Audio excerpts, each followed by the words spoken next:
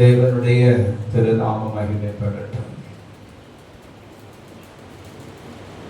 இந்த நீதிமான் என்கிறதான பனைமரம் என்கிற தலைப்பிலே தான் கடந்த 2 வாரங்களாக தேவனுடைய வசனத்தை நாம் தியானித்துக் கொண்டிருக்கிறோம். முதல் நாளில் நாம் ஆண்டவருடைய வசனத்தை புரட்டின போது அது தேவனுடைய நாமத்தின் மகிமைக்காக விண்ணகத்தை பார்த்து வாழ்கிறதான பனைமரம் என்று சொல்லியும், எனக்கு ஒத்தாசை வரும் பர்வதங்களுக்கு நேராக என் கண்களை ஏறெடுக்கிறேன், வானத்தின் பூமி உண்டாக்கின கர்த்தரிடத்திலிருந்து எனக்கு ஒத்தாசை வரும் என்று சொல்லுகிறதான அந்த வேத வசனத்தின் அடிப்படையில இந்த பனைமரத்தை ஒப்பிட்டு ஆண்டவருடைய வசனத்தை நாம் தியானித்திருந்தோம். கடந்த நாளிலே ஆண்டவர் அவன் அன்பு பாராட்டுகிற இருதயம் உள்ளவனாய் நீதிமான் என்கிறதான பனைமரம் இருக்க வேண்டும் என்று சொல்லி, அவன் எல்லா பாரத்தையும் தன்னில் தானே கிறிஸ்து இயேசு சுமந்தது போல தானே சுமக்க வேண்டும் என்று சொல்லியும், அர்ப்பணிப்புள்ள மனுஷனாய் வாழ வேண்டும் என்று சொல்லியும் ஆண்டவர் நம்மோடு கூட பேசினார். இந்த நாளில இந்த பனைமரத்தினுடைய வெளிப்பகுதியை குறித்து நாம் சிந்திக்க போகிறோம். இந்த பனைமரத்தினுடைய வெளிப்பகுதியை குறித்து நாம் சிந்திக்க போகிறோம். இந்த பனைமரத்தினுடைய வெளிப்பகுதியில நம்முடைய கரங்கள் படுமையானால் நம்முடைய கரங்களிலே கட்டாயம் காயங்கள் உண்டாகிவிடும். ஏனென்றால் அது மிகவும் பலமுள்ள ஒரு வஸ்துவாக காணப்படுகிறது. இதற்கும் வேத வசனத்துக்கும் என்ன ஸ்தோத்திரம் ஆளுகை இருக்கிறது அல்லது என்ன ஒப்பிடுதல் இருக்கிறது என்று சொல்லித்தான் இன்றைக்கு பகல் காலம் தேவனுடைய வசனத்தை நாம் சிந்திக்க பரிசுத்த ஆவியானவர் நமக்கு உதவி செய்ய போகிறார். வாசிக்கலாம். கலாத்தியர் நிருபம் 5வது அதிகாரம். கலாத்தியர் நிருபம் 5வது அதிகாரம் அதனுடைய 24வது வசனத்தை நாம் வாசிக்க கேட்போம்.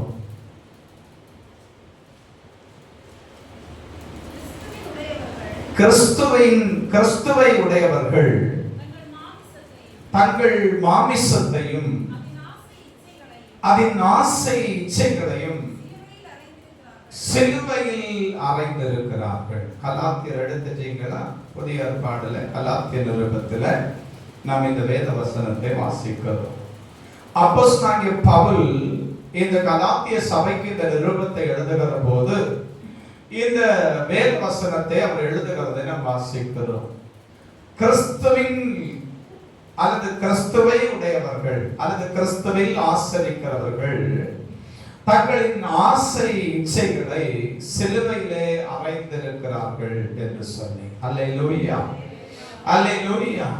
அப்ப நீதிமான் என்கிறதான இந்த பனைமரம், கலாத்தியர் 5:24, இந்த நீதிமான் என்கிறதான இந்த பனைமரம் எப்படிப்பட்டதா இருக்கணும் அப்படின்னு சொன்னா, கிறிஸ்துவுக்குள் தன்னுடைய ஆசை இச்சைகள் அனைத்தையும் சிலுவையிலே அறைந்த ஒரு ஜனமாய் ஒரு அவன் தேவ பிள்ளையாய் இருக்க வேண்டும் என்று ஆண்டவர் விரும்புகிறார். அல்லேலூயா, அல்லேலூயா.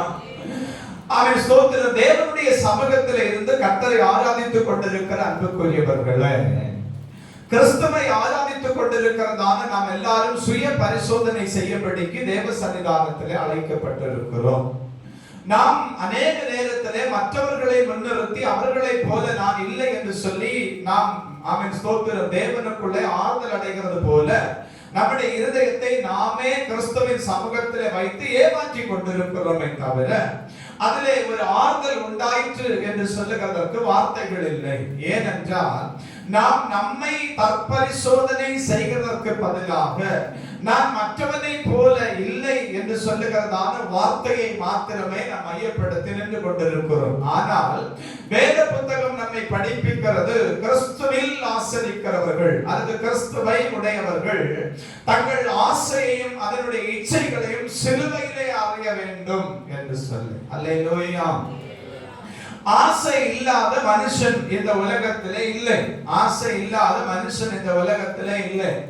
அவன் ஸ்தோத்திரம் தேவனுடைய நாம மகிமைப்படுவதாக. ஒன்றுமில்லாத காலத்திலே இந்த மனுஷன் ஆண்டவரை பார்த்து கேட்டான், நாங்கள் 4 பேராக படுக்கிறதற்கு கூட வழி இல்லாதபடிக்கு இந்த குடிசையில ஒழுகிற இந்த வீட்டிலே வாழ்ந்து கொண்டிருக்கிறோம், எங்களுக்கு ஒரு வீட்டை கட்டித்தர வேண்டும் என்று சொல்லி ஆண்டவரிடத்திலே கேட்டான். ஆண்டவர் இவனுடைய கண்ணீரின் ஜெபத்தின் முகாந்தரம் ஒரு வீட்டை என்ன செய்து கொண்டார்னா கட்டி கொடுத்தார். வீட்டை கட்டி கொடுத்த உடனே இந்த மனுஷன் சொன்னார், என்னுடைய பிள்ளைகள் வளர்ந்து கொண்டிருக்கிறார்கள், என்னுடைய பிள்ளைகளுக்கு தனித்தனியான அறை வேண்டும், ஆதலால் மேல் வீட்டு அறை ஒன்றை எங்கள் பிள்ளைகளுக்கு என்று சொல்லி கட்டித்தர வேண்டும் என்று சொன்னார். ஆண்டவர் இவனுடைய விண்ணப்பத்தின்படியே மேல் வீட்டு அறையையும் கூட கட்டி கொடுத்தார். மேல் வீட்டு அறையை கட்டினதற்கு பிறகு இந்த மனுஷன் சொன்னான், வெயில் காலத்திலே பிள்ளைகள் மேல் வீட்டு அறையிலே தூங்குகிறபடினால உஷ்ணம் தாங்க முடியாதபடிக்கு மிகவும் வியாகுலப்பட்டு கொண்டிருக்கிறார்கள், அதனால என் பிள்ளைகள் உஷ்ண காலத்திலே அவன் ஸ்தோத்திரம் பாதுகாக்கப்படும்படிக்கு குளிர்சாதன பெட்டி ஒன்றை வாங்கி தர வேண்டும் என்று சொல்லி கேட்டான். ஆண்டவர் அதையும் கொடுத்தார். தேவனுடைய நாமம் மகிமைப்படுவதாக. அவன் ஸ்தோத்திரம் எப்படியாகிலும் ஒரு சிறிய டிகிரி ஆகிலும் என் பிள்ளையை நான் படிக்க வைக்கத்தக்கதான ஆசீர்வாதம் எனக்கு உண்டாக வேண்டும் என்று சொல்லி இந்த மனுஷன் ஜெபித்தான். ஆண்டவருடைய நாமத்தின் மகிமைக்காக பள்ளி பாட படிப்பை முடித்து ஒரு கல்லூரியிலே கடந்து போய் ஒரு டிகிரி எடுக்க ஆண்டவர் அவனுக்கு உதவி செய்தார். அப்பொழுது அந்த மனுஷன் மறுபடியும் ஜெபித்தான், ஆண்டவரே இந்த டிகிரியோடு கூட வாழ முடியாது, இன்னொரு டிகிரிக்காக கூட எனக்கு வழி திறந்து தாரும் என்று சொல்லி கேட்டான். கர்த்தர் அதற்கும் வழி கொடுத்தார். அல்லேலூயா. அதே போல அவன் பொன்னை கேட்டான், பொன்னை கொடுத்தார், பணத்தை கேட்டான், பணத்தை கொடுத்தார், அவன் ஆசீர்வாதங்கள் அனைத்தையும் கொடுத்தார். எல்லாவற்றையும் கொடுத்ததற்கு பிறகு இன்னும் மனுஷன் சொல்லுகிறான், இன்னும் கொஞ்சம் எனக்கு இருந்தால் நலமாக இருக்கும் என்கிறதான வார்த்தையின் சத்தமாகவே மனுஷன் வாழ்ந்து கொண்டிருக்கிறார். அல்லேலூயா. பூமியிலே ஊற்றப்படுகிறதான நீரானது காணாமல் போகிறது போல மனுஷனுடைய இருதயத்திலே உண்டாகிறதான ஆசைக்கு ஒரு நாளும் முடிவே இல்லாதபடிக்கு வாழ்ந்து கொண்டிருக்கிறதான ஒரு மனுகுலமாகத்தான் இன்றைக்கு திருச்சபை மாறிக்கொண்டிருக்கிறது. ஆவிக்குரிய ஜனம் மாறிக்கொண்டிருக்கிறது. உலகத்தின் ஜனத்தை பார்க்கிலும் ஆவிக்குரிய ஜனங்களுக்கு தான் இன்றைக்கு ஆசைக்கு மேல ஆசை, ஆவின் ஸ்தோத்திரம் அதிகரித்துக் கொண்டே இருக்கிறது. ஆண்டவரே இப்படியா இப்படியா இப்படியா இப்படியா இப்படியா இப்படியா என்று சொல்லி ஒவ்வொரு நாளும் அவன் என்ன செய்து கொண்டிருக்கிறான் சொன்னா, தன்னுடைய ஆசையை மாத்திரம் கிறிஸ்துவின் சன்னிதானத்திலே முன்வைத்து தேவனுடைய ராஜ்யத்துக்காக ஓடும்படி அழைக்கப்பட்டவனும் ரட்சிக்கப்பட்டவனும் பரிசுத்தாவின் அபிஷேகம் பண்ணப்பட்டவனுமாய் இருக்கிறதான இந்த மனுஷன் தன்னுடைய ஆசை நிறைவேறும்படிக்கு கிறிஸ்துவை பிடித்துக் கொண்டு ஓடிக்கொண்டிருக்கிறானே தவிர ஒருபோதும் கிறிஸ்துவின் இருதயத்திலே உண்டாயிருக்கிறதான ஆசை, என்னை குறித்ததான தேவனுடைய நோக்கம் என்ன என்பதை அறிந்து கொண்டு ஓடுகிறதற்கு இன்றைக்கு தேவனுடைய சபைகளுக்குள்ளே தேவனுடைய ஜனங்கள் இல்லை. தேவனுடைய ஜனங்கள் இல்லை. அல்லேலூயா. ஒரு கொடூரமான காலத்துக்குள்ளே திருச்சபை போய் கொண்டிருக்கிறது. இன்னைக்கு திருச்சபையில இருக்கிறதான அந்த ஆதி நாட்களிலே உண்டானதான அந்த தேவ ஐக்கியம் என்று சொல்லுகிறதை விட அந்த ஆதி நாட்களிலே கிறிஸ்துவோடு கூட தான் நடந்ததான அந்த அன்பு இன்னைக்கு தேவ ஜனத்தின் மத்தியிலிருந்து குறைந்து போய் கொண்டே இருக்கிறது. அல்லேலூயா. அல்லேலூயா. ஆதலால் தேவனுடைய சமூகத்தில் இருக்கிறதான அன்புக்குரியவர்களே, அவன் ஸ்தோத்திர வயலோடு வயலை சேர்க்கிறவனுக்கும் வீட்டோடு வீட்டை சேர்க்கிறவனுக்கும் வேத புத்தகம் சொல்லுகிறதான பதில் ஐயோ என்பது. ஐயோ என்பது.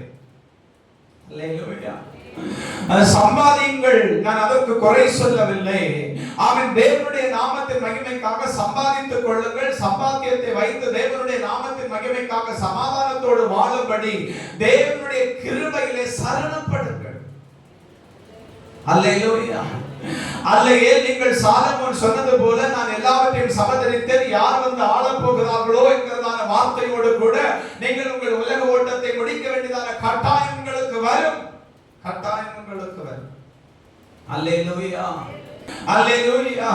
100 ரூபாய் சம்பாதித்து மாதத்தில் மீதம் எடுத்தவனுக்கு அடுத்த மாதத்தில் அதை 200 ஆக்க வேண்டும் என்கிறதான எண்ணத்தோடு தான் கிறிஸ்துவை பின்பற்றி ஓடுகிறானே தவிர 200 ஆக்கினவன் அதை 400 ஆக்கத்தக்கதான வழிகள் எங்க கிடைக்கும் என்று சொல்லி அதன் பின்னாலே தான் தேடி ஓடுகிறானே தவிர சிலுவையிலே அறையப்பட்டவனாய் கிறிஸ்துவை அடையாளப்படுத்துகிறவனாய் இன்றைக்கு தேசத்திலே ஜனங்கள் இல்லை. ஜனங்கள் தேசத்திலே இல்லை என்று சொல்லுகிறதை விட திருச்சபைகளுக்குள்ள இல்லை. திருச்சபைகளுக்குள்ள இல்லை. அல்லேலூயா. நான் இப்போ எல்லாரையும் பார்த்து ஒரு கேள்வி கேட்கிறேன். நீங்க அமைதியா இருக்கிறதுனால அவன் சொத்து கர்த்தர் எங்களுக்கு தந்திருக்கிறதான எல்லா ஆசீர்வாதமும் போதும், இனி எங்களுக்கு ஒரு ஆசீர்வாதமும் வேண்டாம் அப்படின்னு சொல்றதுக்கு இங்க இருந்து ஒரு மனுஷனை காட்டுங்க. தேவன் மகிமைப்படுவாராக. பாருங்க, கிறிஸ்துவை உடையவர்கள் அவன் ஸ்தோத்திரம் என்ன செய்யணும்னா, தேவனுடைய சமூகத்தில் இருந்து நாம் ஆராதித்துக் கொண்டிருக்கிறோம். நம்முடைய ஆசை இச்சைகளை சிலுவையிலே அறையணும். இந்த மரத்துல போய் பாருங்க, இந்த பனைமரத்துல போய் நீங்க கை வச்சீங்கன்னா நம்முடைய கருத்தை தான் இந்த பனைமரம் கிழிக்குமே தவிர இந்த பனைமரம் உலகத்தை என்ன செய்யாதுன்னா ஒருபோது ஏற்றுக்கொள்ளவே செய்யாது. அல்லேலூயா. உலகத்தை ஒருபோதும் ஏற்றுக்கொள்ளவே செய்யாது. ஏன்? அந்த பனை ஏறுகிறதான தொழிலாளியை நீங்க நன்றா கவனிச்சு பாருங்க. அவங்க ஒரு மார்க்கவசம் போல ஒரு தோலுடைய தன்னுடைய நெஞ்சில என்ன செய்வாங்கன்னா பதித்திருப்பாங்க. அதை பதிக்காம அவன் பனைமரத்துல ஏறினான்னா அவன் கீழே வரும்போது நெஞ்செல்லாம் கீறி போயிடும். ஒருவேளை அவன் சொல்லலாம், நான் 40 ஆண்டுகளாக பனை ஏறி கொண்டு தான் இருக்கிறேன் அப்படின்னு சொல்லிக் கொள்ளலாமே தவிர தன்னுடைய தோல் கவசத்தை அவன் அணியாதபடிக்கு பனை ஏறும்படிக்கு முயற்சி செய்தால் அவனுடைய சரீரம் கட்டாயம் கிழிக்கப்படும். அப்ப இந்த பனைமரம் என்ன செய்ய அப்படின்னு சொன்னா உலகத்தை ஒரு நாளும் தனக்குள்ள என்ன செய்யல அப்படின்னு சொன்னா ஏற்றுக்கொள்ளல. நல்ல கவனிங்க. கடந்த வாரத்துல அவன் சோத்து நம்முடைய மார்த்தாண்ட மேம்பாலத்துல போய் கொண்டிருந்த போது ஒரு காரியத்தை நான் கண்டுபிடிச்சேன். அப்படின்னா ஒரு ஆலமரம் நம்முடைய பலிபீடத்துடைய உயரத்துக்கு மார்த்தாண்ட மேம்பாலத்துக்கு சைடுல வளர்ந்திருக்கு. ஒரு ஆலமரம் வளர்ந்திருக்கு. அது அதிகாரிகள் கண்டார்களா இல்ல காணலையா அப்படிங்கிறது எனக்கு தெரியல. அந்த காங்கிரீட் அத்தனை பெரிய காங்கிரீட் தடிமனுக்குள்ள இருந்துட்டு அந்த ஆலமரம் என்ன செய்யுதுன்னா வேர் கொண்டு அதை என்ன செய்யுதுன்னா முளைத்து வருகிறது. ஆனா அரச மரத்திலே இதை நீங்க பார்க்க முடியும், மற்ற எல்லா மரங்களிலும் பார்க்க முடியும். பனை மரத்துல ஒரு ஆலமரத்தினுடைய விதை விழுந்து அது குலைத்து வளர்ந்திருக்கிறது அப்படின்னு சொல்லுகிறது எண்ணிக்கைக்கும் குறைவாத்தான் இருக்கும். இப்போ அந்த ஆலமரத்தை நீங்க கவனிச்சு பார்த்தீங்கன்னா அதை அதிகாரிகள் வெட்டாம விட்டுட்டாங்கன்னா நாளொன்று வரும்போது பாதத்தை என்ன செய்யணும்னா கீறி போடும். ஏற்கனவே பாதம் என்ன செய்யணும்னா பயமா தான் இருக்குது. நாம மேல வாகனங்கள் போகிற போது நின்றுட்டா நம்ம அறியாதபடிக்கு நாம ஜம்பிங்ல தான் என்ன செய்வோம்னா அந்த பாதத்துல இருப்போம். அப்படிப்பட்டதான ஒரு பாதத்துல அவன் சோதரி இவ்வளவு ஆழமான இவ்வளவு கடினத்தன்மை கொண்டு மனுஷனால் உருவாக்கப்பட்டதான அந்த கான்கிரீட்டுக்குள்ள ஒரு ஆலமரத்தினுடைய விதையானது மரமாக வளர முடியுமே. ஆனால் அவன் சோதரன் தேவனுடைய சமூகத்தை பின்பற்றி தேவனுடைய நாமத்தின் மகிமைக்காக ஆராதியாம வேஷமாகவே மனுஷன் தெரிகிறான், விருதாவாகவே சஞ்சலப்படுகிறான் சொல்லப்பட்டிருக்கிறதான வசனத்தின் அடிப்படையிலே நாம் நம்மை நிறுத்தினால் நம்மிலே எத்தனை ஆலமரங்கள் வளர்ந்திருக்கும்.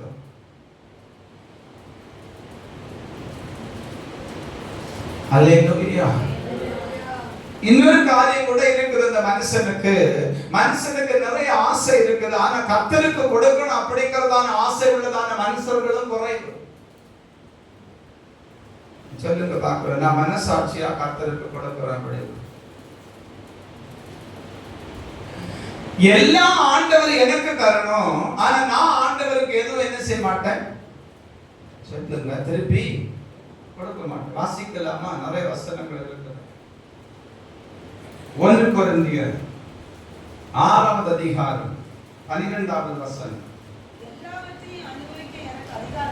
எல்லாவற்றையும் அனுபவிக்க எனக்கு அதிகாரம் உண்டு, ஆகிலும் எல்லாம் தகுதியாகிறார். பாருங்க, பவுல் கொரிந்து சபைக்கு எழுதுறாரு 1 கொரிந்தியர் 6:12 எல்லாவற்றையும் அனுபவிக்க எனக்கு அதிகாரம் உண்டு, ஆனால் எல்லாம் எனக்கு என்ன செய்யாத தகுதியாயிராது. அல்லேலூயா, அல்லேலூயா. அப்ப ஆண்டவருடைய சமூகத்தில் இருந்து கர்த்தரை ஆராதிக்கிறதான அன்புக்குரியவர்களே, அவன் ஸ்தோத்திர நீதிமான் என்கிறதான பனைமரம் எப்படி இருக்கணும் அப்படின்னு சொன்னா, அவன் ஸ்தோத்திர நம்முடைய ஆசை இச்சைகளை சிலுவையிலே அறைந்ததான பனைமரமா இருக்கணும். சும்மா ஒண்ணு என்ன செய்ய முடியாதுன்னா பலன் கொடுக்க முடியாது. கர்த்தருக்காக தியாகம் செய்கிறவனே தேவனுடைய நாமத்தின் மகிமைக்காக பயன்படுத்தப்படுவார். நீங்க கேட்கலாம், எல்லாரும் தியாகம் செய்யறாங்களா? அவங்க தியாகம் செய்யலன்னு சொல்லி எங்களுக்கே தெரியுதே பாஸ்டர் அப்படின்னு சொல்லி நீங்க சொல்லலாம். அது அவங்களுடைய காரியம், அவங்க கர்த்தருக்கு கணக்கு கொடுத்துடுவாங்க.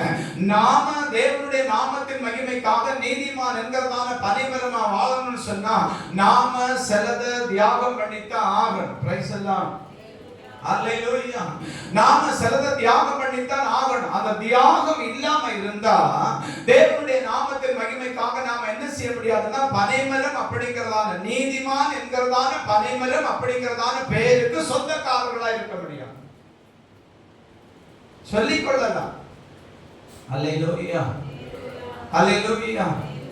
அப்போ தேவனுடைய சமூகத்தில் இருக்கிறதான அன்புக்குரியவர்களே, பவுல் கொரிந்து சபைக்கு சொல்றாரு, எல்லாவற்றையும் அனுபவிக்கிறதுக்கு எனக்கு அதிகாரம் உண்டு, ஆனா எல்லாம் எனக்கு எப்படி இருக்காது அப்படின்னா தகுதியா இராது. அல்லேலூயா, அல்லேலூயா. இன்னும் வாசிக்கலாமா? 1 கொரிந்தியர் 10:23.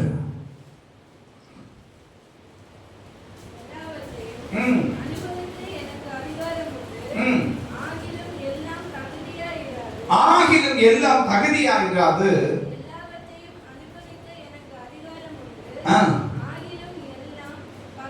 ஆகிலும் எல்லாம் பக்தி விருத்தியை உண்டாக்காது. பாருங்க, வசனம் அழகா சொல்லுது, எல்லாத்தையும் நமக்கு அனுபவிக்கிறதுக்கு அதிகாரம் உண்டா, ஆனா அது பக்தி விருத்தியை என்ன செய்யாதான்? திருச்சபைக்குள்ளே, குடும்பங்களுக்குள்ளே, நமக்குள்ளே உண்டாக்காது.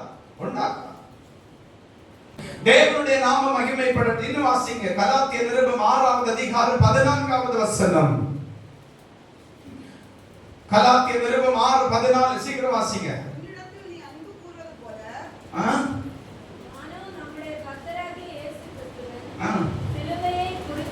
சிலுவையை குறித்தே அல்லாமல் வேறொன்றையும் குறித்து மேன்மை பாராட்டாதிருப்பேனாக.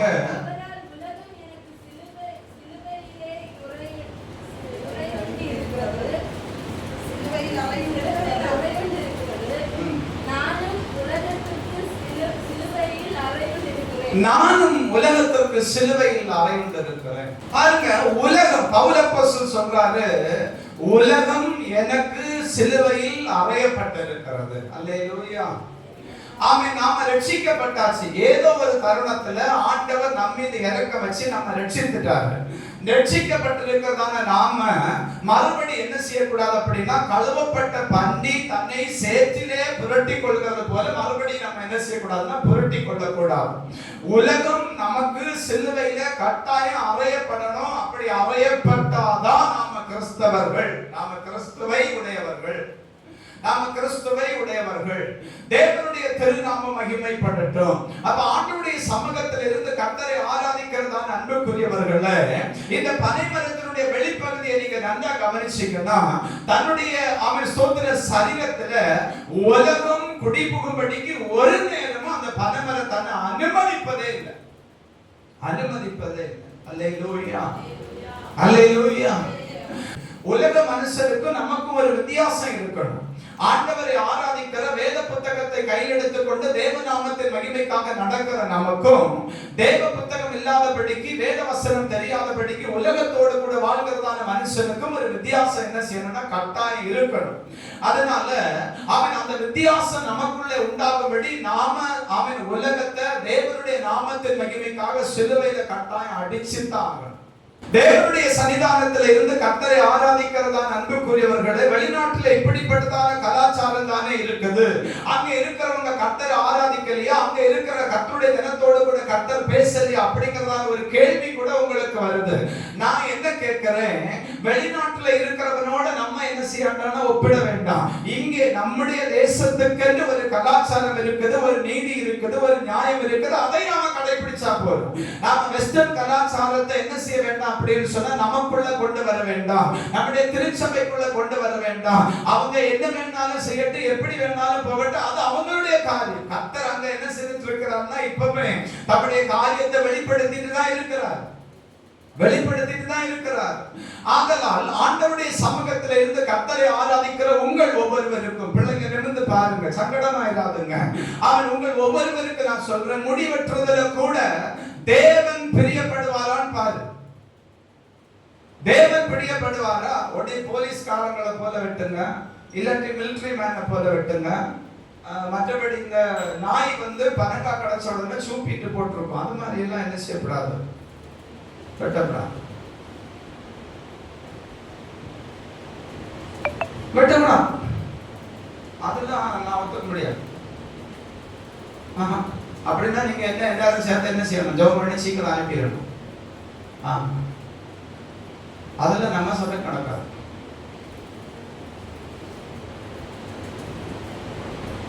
ஐரோப்பிய தேசத்திலே ஒரு சபையை குறிச்சு நான் வாசித்தேன். ஐரோப்பால அந்த பாஸ்டருக்கு 5 பிள்ளைங்க. அந்த பாஸ்டருக்கு 5 பிள்ளைங்க. நீங்க வெஸ்டர்ன் கல்ச்சர் அப்படின்னு சொல்றீங்க இல்லையா, அதுக்காக இதை கொண்டு வரதுக்கு ஆண்டவர் ஞாபகப்படுத்தினார். 5 பிள்ளைங்க. 5ல இருந்து 4 பிள்ளைங்க வந்து பசங்க, ஒரு பொண்ணு.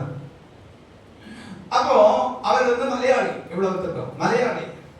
கேரள பட்டணத்தில் எர்ணாகுளம் பகுதியை சேர்ந்தவர். ஐரோப்பியாவில் ஆண்டுடைய ஊழியத்தை செய்து கொண்டிருக்கிறார். அவர் சொல்றார், தன்னுடைய புத்தகத்தில் எழுதியிருக்கிறாரு, 350 குடும்பங்கள் என் சபையில இருந்து கர்த்தரை ஆராதித்துக் கொண்டிருக்கிறாங்க. ஒவ்வொரு சபை ஆராதனையிலும் என்னுடைய சபைக்கு வருகிற எல்லா விசுவாசிகளும் ஒயிட்ல தான் என்ன செய்யறாங்கன்னா வந்து கர்த்தரை ஆராதித்துக் கொண்டிருக்கிறாங்க. அவன் சோதனை என்னுடைய கடைசி குமாரனை நான் சபையை விட்டு வெளியாக்கி இருக்கிறேன். எதற்காக அப்படின்னு சொல்லி கேட்டதற்கு அவருக்கு பதிலும் எழுதியிருக்கிறாரு, என்னுடைய சபையில இருக்கிறதான 350 குடும்பங்களில் இருக்கிறதான பிள்ளைகளுக்கு நான் அவன் உத்தரவாதம் அளிக்கும்படிக்கு என் பிள்ளையை வெளியாக்கிறேன். இன்னும் காரணத்தை திரும்ப எழுதுறாரு, அவன் முடி வெட்டினது எனக்கு பிடிக்கல, நடு சபையில நான் கடிந்து கொண்டேன், வீட்டுக்குள்ள நான் அவனை கடிந்து கொண்டும் கேட்காததுனால நான் அவனை சபையை விட்டு வெளியாக்கி இருக்கிறேன். எப்படி?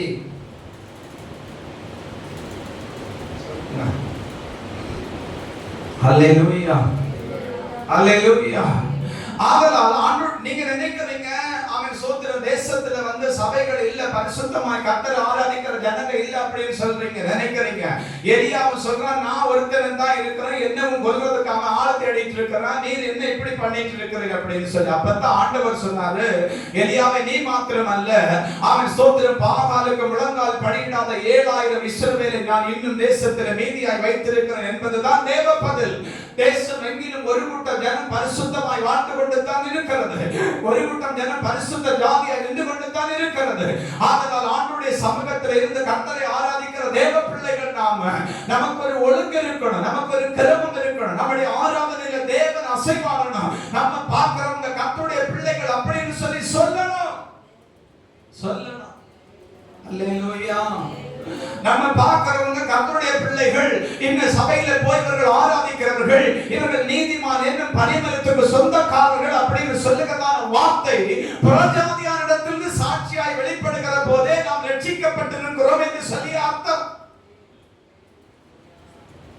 புறஜாதியார் நம்மை குறித்து சாட்சி சொல்லுகிற போது தான் நாம ரட்சிக்கப்பட்டிருக்கிறோம் அப்படிங்கிறதே அர்த்தம்.